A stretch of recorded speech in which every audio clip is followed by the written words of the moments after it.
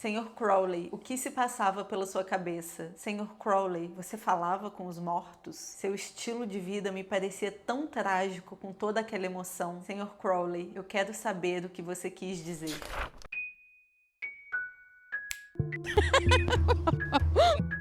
Olá, excêntricos! Sejam bem-vindos a mais uma sessão do Clube. Eu sou a Ana e, atendendo a pedido de vocês, hoje nós vamos falar de uma das pessoas mais controversas do século XX. Sim, é ele, Aleister Crowley, a grande besta 666. Taxado como o homem mais perverso do mundo pela imprensa britânica, foi também grande fonte de admiração e inspiração para artistas do mundo todo. Mas afinal de contas, será que ele era tão maligno assim? Edward Alexander Crowley, que é o seu nome de batismo, nasceu na Inglaterra no dia 12 de outubro de 1875 em uma família podre de rica. Seu pai, o Edward Crowley, já era herdeiro de uma grande fortuna e também dono de uma grande cervejaria. O nível do dinheiro era tanto que em 1875, quando o filho nasceu, o Crowley pai já tinha se aposentado. E ele dedicava todo o seu tempo em ser missionário na Irmandade Reservada, que é uma vertente ainda mais conservadora de uma comunidade cristã fundamentalista conhecida como Irmãos de Plymouth.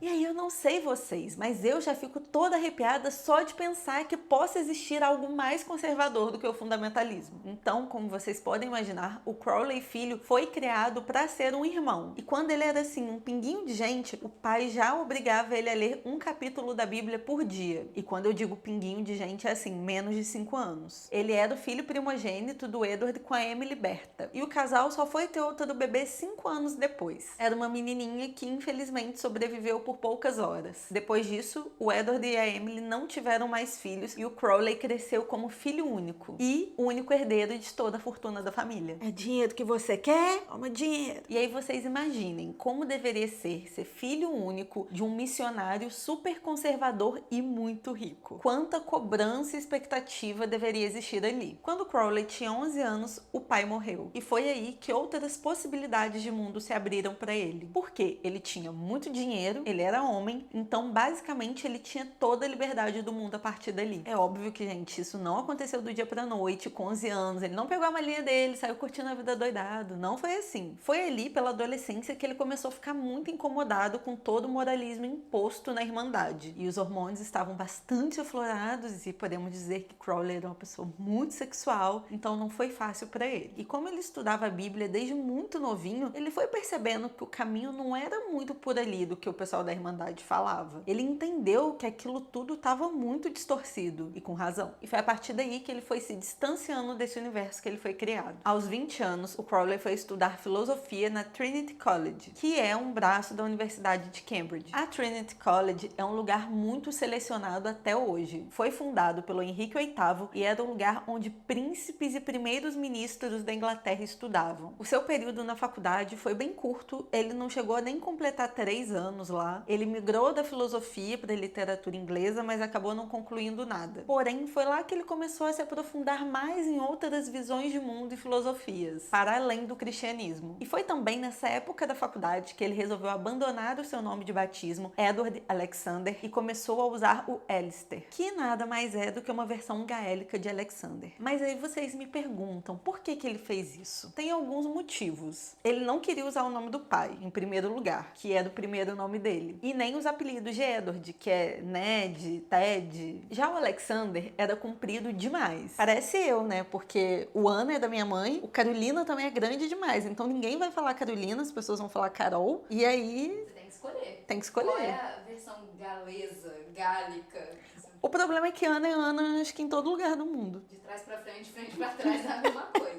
Exatamente. Então, o Alexander era comprido demais, os apelidos de Alexander também não agradavam ele, porque era tipo Sandy e umas coisas que eram um pouco femininas na visão dele. E também lembrava a forma como a mãe dele chamava ele. E aí ele não estava querendo ficar recordando isso também. Dá pra perceber que o Aleister tinha uma questão muito forte com os pais, ele até fala sobre isso na autobiografia dele. E ele sentia que para conseguir seguir o próprio caminho nas descobertas, principalmente religiosas dele, ele precisava se desvincular, principalmente do pai, inclusive no nome. Porque era um nome que carregava todo peso de um conservadorismo fundamentalista e a nobreza da família. O nome ele quis tirar, mas o dinheiro ele não doou para instituição de caridade não, né? Boa parte dos anos universitários do Crowley, ele passou curtindo a vida doidado. Ele tinha uma vida sexual muito ativa e aberta, qualquer pessoa sabia disso. Ele curtia mesmo as orgias, não escondia de ninguém. E ele era bissexual assumido. Ele, inclusive, nessa época de faculdade, chegou a namorar abertamente um homem. O que vocês podem imaginar o escândalo que foi na época. Porque se vocês pensarem que a gente está falando de 1897, dá pra imaginar o auê que foi. Afinal de contas, né, ele era muito rico, um bom partido, e aí a sociedade via como? Um desperdício. Um desperdício. O Crowley, ele era uma celebridade polêmica da alta sociedade britânica. Se fosse hoje, o Boninho tá louco atrás dele para participar do Big Brother. Ele ainda era um ótimo jogador de xadrez, escrevia poesias e praticava alpinismo. Então, basicamente, além de ricaço, pegar geral, ele era inteligente pra caralho, bom de lógica, sensível, meio poeta e atleta. Além de toda essa ligação dele com o mundo espiritual e tal. Então, assim, era uma figura e tanto. Ele era rico, né? Ele era rico. É isso, né? Porque a pessoa que pode fazer tudo isso, ela tem dinheiro, né? Que eu poderia fazer tudo isso. Não, todo mundo que tem um castelo, uma Eu fortuna. tenho tempo. Gente, ou eu trabalho ou eu faço as coisas. Quando a gente olha para a quantidade de coisa que o Crowley fazia, a gente pensa, gente, é coisa demais para um ser humano só, né?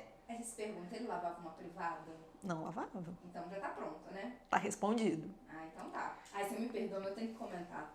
Ele tinha que colocar o feijão dele pra descansar na noite anterior pra tirar os gauzes. Ele não tinha. Não tem preocupação nenhuma na vida. Planejar comida no dia Trocar água 3 vezes do feijão. Trocar a areia do seu gato, tirar o cocô do gato, ele tinha? Não tinha. Foi ali, no finalzinho do século XIX, que ele arrumou tempo para fazer mais uma coisa. Foi quando o Crowley entrou, então, na recém-fundada Ordem Hermética da Aurora Dourada. Diferente das outras ordens, a Golden Dawn, como ela ficou conhecida, não fazia distinção de sexo, etnia e poder aquisitivo, e reunia várias vertentes do ocultismo ocidental. Na ordem, todos os sistemas ocultistas antes existentes foram integrados num único corpo de pensamento, que era interrelacionado, interdisciplinar e interdependente. Então tinha toda essa vertente ali do livre pensamento. Quer dizer, drogas, né? Na Golden Dawn, a magia era uma disciplina prática e dinâmica, e eles incentivavam muito os experimentos pessoais. E eles mesclavam 3 sistemas principais: a magia cerimonial, a magia enoquiana e a magia sacra de Abramelin, o mago. Mas o tempo do Crowley na Golden Dawn foi curto, gente. Ele causou várias rupturas lá, né? Onde ele chegava, esse homem era um furacão. Ele causava sentimentos. Por ele já ser uma figura muito polêmica, a mídia lá, jornal, todo dia fazendo boletim de fofoca nele, ele foi criando muitas desavenças ali na Golden Dawn, porque tinha muitos membros da ordem que achavam que ele estando lá tirava um pouco a credibilidade, o respeito do lugar. Mas indiscutivelmente foi na Golden Dawn que ele teve acesso a muitos conhecimentos. Quando Crowley largou a faculdade e a ordem, ele foi viajar pelo mundo. É muito rico. Ah, igual aquelas mulheres muito, muito milionárias, que tipo, me divorciei, vou viajar pelo mundo. Gente, se alguma tragédia acontece comigo, eu tenho que ficar no meu quarto. Então, nessa viagem pelo mundo, ele foi conhecer novas culturas e outras religiões. Não só pelo lado exotérico, que é tudo aquilo que é ensinado publicamente, o lado mais superficial das religiões, digamos assim, mas também ele adentrou no lado esotérico e oculto dessas religiões e de diversas filosofias de vida. E foi a partir dessas descobertas, né, proporcionadas com todo o seu dinheiro, que ele foi traçando o seu próprio caminho ali no esoterismo. Ele foi tirando as suas próprias conclusões e não foi se prendendo muito a nada. Foi por isso que o Crowley ficou conhecido como um ser mago. Mas aí você me pergunta, Ana, o que é um ser mago? Você sabe o que é um ser mago, Mia? Harry Potter. Gandalf. Então, eu também não sabia ao certo o que era mago excêntrico. Mas então eu fui lá pesquisar e trouxe uma pequena definição aqui pra você. Gente, eu cresci com o Mago Merlin me olhando. Na tatuagem da sua mãe. Eu já tô mais sarada de ver mago, tá bom. Vamos lá. O mago é um ser que se dedica ao estudo do seu interior e das leis que regem a natureza, até ele alcançar essa unidade com o universo. Ele trabalha com uma conexão em todas as dimensões, estuda o oculto e cultiva o equilíbrio do corpo. da mente e do espírito, e ele se harmoniza com anjos e fadas. Se você pensou em Wicca quando me ouviu dando essa descrição, você tem um pouco de razão. O Crowley, ele é conhecido como uma das grandes referências da Wicca moderna, mas a gente já chega lá. O ano de 1904 foi o divisor de águas da vida dele. O ano em que todo o mistério que viria a persegui-lo por toda a vida foi revelado, como uma bênção e como uma maldição. Naquela época, o Crowley ele já era um mago competente. E ele estava ali, gente, adivinha, em mais uma das suas viagens pelo mundo, porque esse homem ele não se cansava e o dinheiro não acabava também. Em março e abril de 1904, ele estava no Cairo, no Egito, em lua de mel com a sua nova esposa, a Rose Kelly. Mas, mesmo na viagem de núpcias, o Crowley não deixava de lado seus afazeres esotéricos. E foi durante um trabalho de invocação de elementais do ar que ele estava fazendo ali para a esposa que a Kelly começou a canalizar uma energia diferente. E ela começou a dizer que o deus egípcio Horus estava falando através dela. Horus teria prescrevido uma série de detalhes de um ritual de invocação que durou 3 dias. O resultado desse ritual foi o famoso Livro da Lei, que é uma leitura sagrada e um grimório contendo a lei e as liturgias mágicas da Era de Aquário. Segundo Crowley, o Livro da Lei foi todo ditado por uma entidade chamada Aiwass, que mais tarde o Crowley reconheceu que era o seu eu superior. E foi a partir daí que os livros sagrados de Telema surgiram, que é uma série de livros escritos pelo Aleister Crowley entre 1907 e 1911. A gente pode enxergar os livros de Telema basicamente como um grande guia, que acabou resultando na fundação de um movimento filosófico-religioso Telema e na sua famosa ordem Astorum Argentum, uma herdeira direta da estrutura da Golden Dawn. Um dos mais emblemáticos ensinamentos do livro da Nova Era dizia: faze o que tu queres, há de ser o todo da lei, que tem como complemento outro ensinamento que diz: amor é a lei, amor sob vontade. Essa vontade seria a verdadeira vontade, ou telema, que significa vontade / arbítrio, onde o indivíduo possui absoluto discernimento das forças que ele movimenta e o que o movimenta. E apesar dos ensinamentos contidos no livro da lei e nos livros sagrados de Telema falarem muito sobre essência, propósito, que se você faz algo com a verdade, que é a sua essência, então isso vem do divino e não tem como ser errado, não tem como ser pecado. Os opositores do Crowley interpretavam isso como algo vindo do maligno. Eles entendiam e interpretavam de uma forma completamente distorcida. O que eles entendiam? Que você podia cometer todos os pecados e que você não seria punido por isso, porque essa é a lei. Mas, se a gente for analisar um pouquinho mais o Telema, a gente vai entender que, sim, essa interpretação deles não faz nenhum sentido. Tanto que lá, o Crowley diferencia em mais de um momento libertinagem de liberdade com sabedoria. Mais especificamente, ele disse: o tolo bebe e se embebeda. O covarde deixa de beber. O homem sábio, valente e livre bebe e glorifica ao Deus Altíssimo. Nossa, eu achei bonito esse negócio. Então, quando a gente analisa assim, é praticamente impossível encontrar algo de ruim, perverso, maligno nos ensinamentos do Crowley. Mas, para a sociedade da época, esse homem era o próprio anticristo encarnado, que queria desviar a todos do caminho do sagrado. E é por conta disso que muitas notícias caluniosas sobre ele circulavam pela Europa. Quer dizer, Gossip Girl bombava lá já no começo do século. Diziam que ele fazia sacrifício com criancinhas, que promovia orgias em rituais satânicos, e toda aquela história que vocês já conhecem bem, porque eu tenho certeza que vocês assistiram todos os vídeos sobre o pânico satânico aqui no canal. Pois é, isso já vem de antes. Na verdade, o que acontecia ali com Crowley era uma mistura de Inquisição com pânico satânico. Tanto que até os dias de hoje, a imagem do Crowley é muito usada nessas redes de teoria da conspiração. Coloca uma foto do Crowley aqui. O relacionavam também ao uso exacerbado de drogas, porque o Crowley era um usuário de heroína. Mas aí daí, né? Quem não era, né? Então, aí que tá. O Crowley, ele tinha asma de nascença. E a heroína era vendida como tratamento de asma. Ele usava ali como se fosse uma bombinha. Esse era o tratamento de asma na época. Da mesma forma, gente, como a cocaína era vendida numa boa, assim, era usada como tratamento. Freud, loucaço lá de cocaína, acontecia. Então, para a sociedade comum, essas substâncias eram usadas como medicamento. Mas, no caso do Crowley, eles usaram muito isso como contra ele. E aí, basicamente, o combo era libertino, satanista, drogado. O Crowley, ele não se enxergava como uma divindade, ao contrário do que muita gente pensa. Ele tinha total consciência que ele era um ser humano aí, lotado de erro, de defeito. E é por isso que ele usava vários pseudônimos. Cada categoria de textos dele, ele assinava de uma forma, como se fosse um lado dessa personalidade. Mas o seu pseudônimo que ficou mais famoso foi a Grande Besta 666. Porém, para os ocultistas, o número 666 não está relacionado à mochila de criança. Tá passada? Eu também, porque eu não sabia dessa informação. O 666, na verdade, tá ligado às divindades solares. Tá, mas por que o 666? Era basicamente um número no Museu de Bulaq, no Cairo, que ficava a importante escultura Estela da Revelação, cujo protagonista é o Horus. Vou colocar também essa no... Até deixei aqui no roteiro já.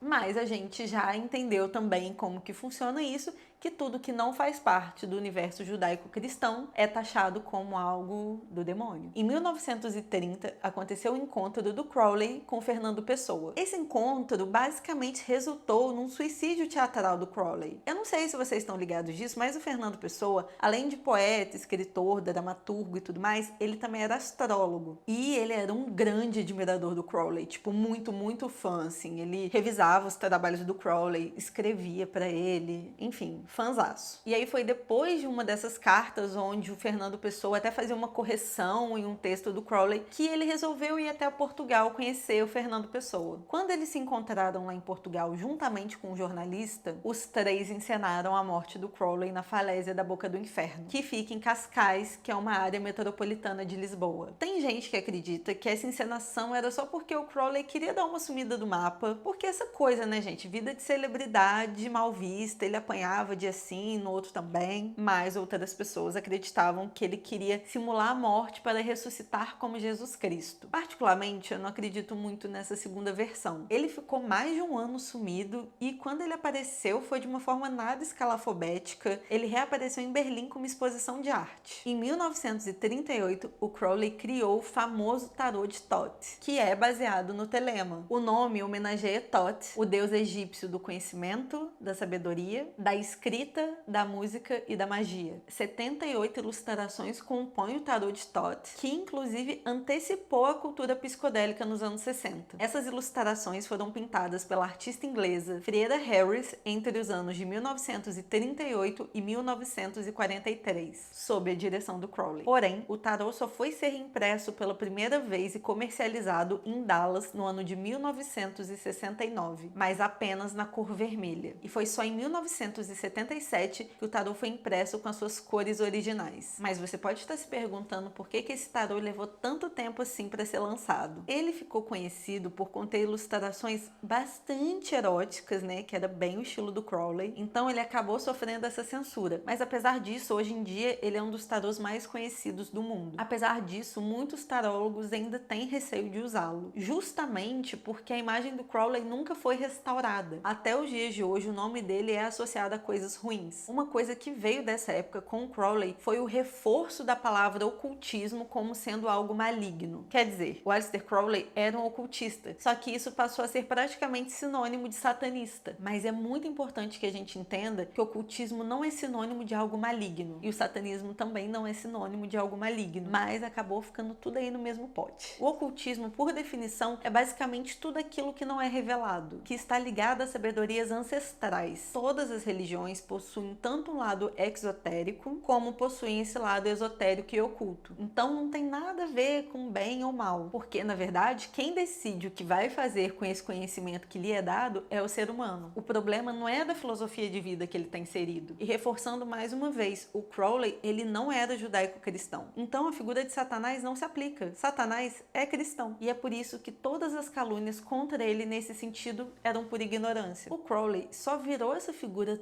tão tão emblemática, que incomodou tanta gente, porque ele era um homem muito rico. E sendo um homem muito rico, ele conseguia penetrar na elite com muita facilidade. Afinal de contas, ele era a elite. Então ele era considerado uma ameaça. Era difícil fazer alguma coisa contra o Crowley, porque como ele tinha todos esses atributos favoráveis a ele, né, era um homem branco, da elite, ele era praticamente intocável. E aí só restava a calúnia e a difamação. Aleister Crowley morreu aos 72 anos em 1947 devido a complicações da sua asma. Mas, diferente do que acontece com muita gente que depois que morre vira santo, o estigma de o homem mais perverso do mundo ainda é associado ao seu nome, sem nenhum sentido. Ele quebrou inúmeras barreiras e abriu diálogos no ocidente de assuntos que a gente bate cabeça até hoje. O Crowley era completamente tilelê? Era, mas ele não era nenhum ser perverso, maligno, que sacrificava criancinhas em rituais satânicos com orgias. Na cultura pop, o Crowley virou uma espécie de entidade nos anos 60 e 70. Beatles, Led Zeppelin, Rolling Stones, Iron Maiden, Black Sabbath, Ozzy Osbourne, David Bowie, Raul Seixas, entre outros nomes da música, faziam referências diretas ao Crowley e aos seus ensinamentos em suas músicas. Inclusive, o Jimmy Page, guitarrista do Led Zeppelin, era um colecionador de itens do Crowley, e ele chegou a comprar a sua famosa mansão do Lago Ness, na Escócia, nos anos 70. Essa mansão era uma construção do século XVIII, originalmente feita para a família Fraser. Eu só lembrei de Outlander, Escócia, família Fraser. E ela foi vendida para o Crowley em 1899. A casa do Lago Ness ficou muito famosa porque o Jimmy Page contava muitas histórias macabras sobre ela. Em 1992, ele vendeu a casa e ela chegou a virar uma pousada. Só que os donos da pousada diziam que não tinha nada disso que o Jimmy Page falava, não. Eles nunca tinham sido assombrados por nenhum demônio lá. Depois da pousada, a mansão chegou a ser vendida de novo por um casal holandês, até que em 2015 aconteceu um incêndio e ela foi destruída. Afinal, já era uma casa que estava aí beirando os 300 anos. Mas até hoje tem gente que tenta relacionar o incêndio com algo oculto. É muito provável que, na verdade, o Jimmy Page só estava querendo chamar atenção com as histórias da casa. Há rumores que eu não consegui confirmar assim,